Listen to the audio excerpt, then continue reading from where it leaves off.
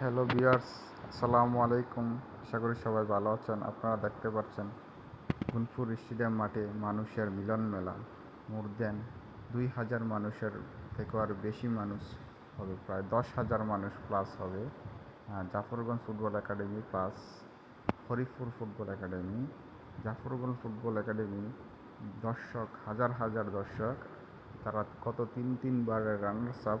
আজকে তারা খুব ভালো একটি ম্যাচ খেলতেছে। এই তো কি সুন্দর একটি কর্নার কিক পেয়ে গেলো। দেখি কি করা যায় কর্নার কিক থেকে। আশা করি ভালো একটা কিছু ফল আসবে। কর্নার কিক নেবেন জাফরগঞ্জ ফুটবল একাডেমির শাওনের শট আমরা জানি বুলচুমের সবচাইতে পাওয়ারফুল।